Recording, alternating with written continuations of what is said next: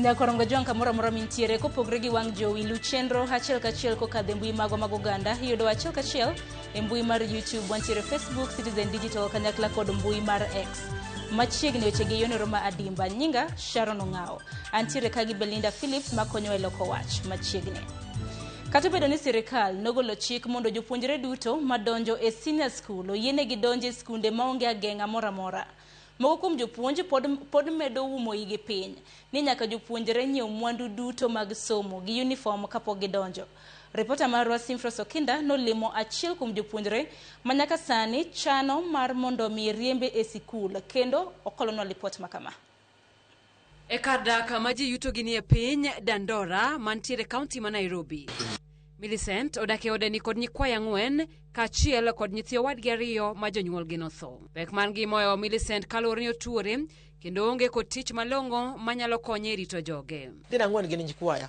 Min gino donjo kongo masa mora anya katiyo dweche adek kapok anene. Hawiya nya ni entie. To be kidhi yudo kala kuma entie ditni manyaka kata mana tho. Okadwa kata neno kuma entie yudo kometo onge kata gi pesa. To nyithindo 2 gin nyithi kich. Gin nyithi wadwa no chinga no kuongo tho gi HIV.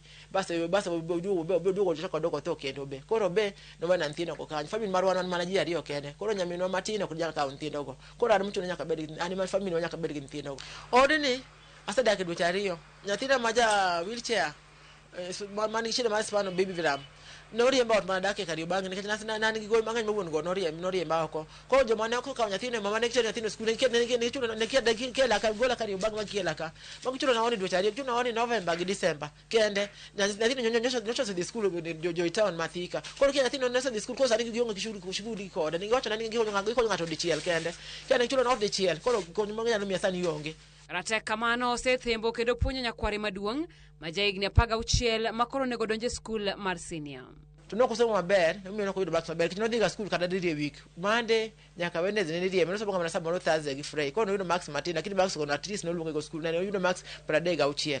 E marks no yudo lakini no kosomo. Ndino somo maber no yudo marks. Kich no ko nyathi mafuo. Kino kosomo no dhi batimo penj. Momiyo no yudo marks 36.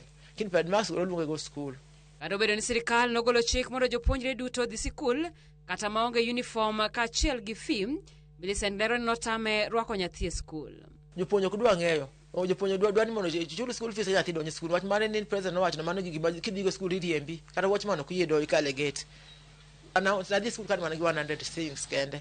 Koro kila 100 man dia timo downloading mek gik midwaro e skul. Kinga no miya gik mondo na nyiewo na duoga ot keje 100 pesa man ntiere ko kende. Magi makoro keto luore chuny Millicent ni nyakwara ni nyalo balo kaluore ni alwora magidakie ok ber. Min no kethre ko tin kata moinge. Min gino kethre ka jegni 14. Koro adwa no dhi skul at least kiko donje company. Samo ko dhi skul ko donje company mar nyiri maricho, yawoi maricho. Koro ngama nyalo konya thino dhi skul. Anyalo gone Nyasaye ero kamano. Odhi dhi skul bede somo at least osodonje class. Anyalo gone Nyasaye ero kamano. Kwa mara nyula ni en mondo Quincy odhi skul mondo chieng' moro nyalo loko ngima magidago sani. Jenga shida saa zingine nasemaje, ningekuwa 19 years ningeza fanya kazi ama hata sasa nikipata kazi naweza fanya. Ndio shosho yangu kwa hii maisha. Juu shosho yangu ana uwezo wa kunipeleka shule na ningependa kusoma kama wenzangu. Hao watoto wetu wengine wadogo wako shule, saa zingine wanaenda njaa, wanaenda mguu na uniform zao zimeraruka na shosho yangu ana uwezo wa kutusaidia. Sasa mimi nilikuwa naomba kama mtoto anaweza tusaidia mimi nisome, watoto wetu pia wasome, shosho yangu akae vizuri na smartini asante. Kalore gijaten migao mar somo Julius Ogamba manatama lario kende mag jopuonjre emanyaka sani poko donje skunde mag senior. Simfros Okinda, Ramogi TV. Ng'ata chelo wito ngimane kama joma moko hapaga